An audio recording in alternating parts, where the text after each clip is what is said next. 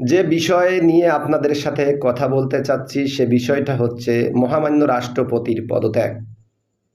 শুনে অত্যন্ত খুশি হবেন যে কথিত ত্রাণচোর সমন্বয়কগণ মহামান্য রাষ্ট্রপতির পদত্যাগের দাবিতে যে আন্দোলন কর্মসূচি পালন করছিল, শেষ পর্যন্ত আন্দোলন ব্যর্থ হয়েছে।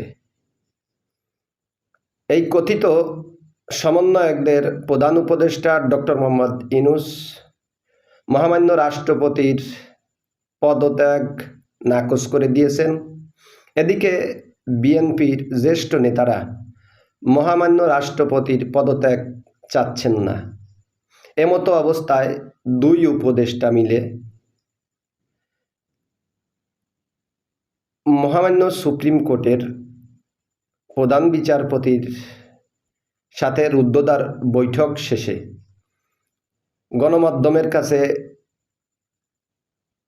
কি নিয়ে বৈঠক হলো সেটা তারা বলেন নাই। পরবর্তীতে জানা গিয়েছে মহামান্য বিচারপতিকে তারা রিকোয়েস্ট করছিল রাষ্ট্রপতির অপসারণের পরে প্রধান বিচারপতিকে রাষ্ট্রপতির দায়িত্ব গ্রহণ করার জন্য। মহামান্য বিচারপতি সে প্রস্তাব বিনয়ের সাথে ফিরিয়ে দিয়েছে। এতে করে উপদেষ্টা আসিফ এবং উপদেষ্টা নাহিদ মনক্ষুণ্ণ হয়েছেন। তো যাই হোক, এদিকে মহামান্য রাষ্ট্রপতির বঙ্গভবনের সামনে 3 স্তরের নিরাপত্তা ব্যবস্থা করা হয়েছে। সেনাবাহিনী, বিজিবি এবং পুলিশ বাহিনী মিলে কঠোর নিরাপত্তার বলয় তৈরি করেছে। যেমন কাঁটা তারের বেড়া, বড় বড় ব্লক দিয়ে রাস্তায় ব্যারিকেড দিয়েছে। সারাদিন তেমন কোনো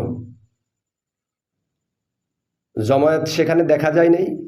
2-1জন উচ্ছৃঙ্খল ছাত্র নামধারী ফ্যাসিস্ট সেখানে উপস্থিত হয়েছিল।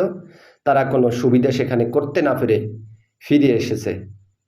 তো আমার প্রিয় সংগঠন আওয়ামী লীগের তৃণমূল পর্যায়ে কর্মী ভাইরা, আপনারা সজাগ থাকবেন, সতর্ক থাকবেন, দেশের পরিস্থিতি বিবেচনা করে চলাফেরা করবেন।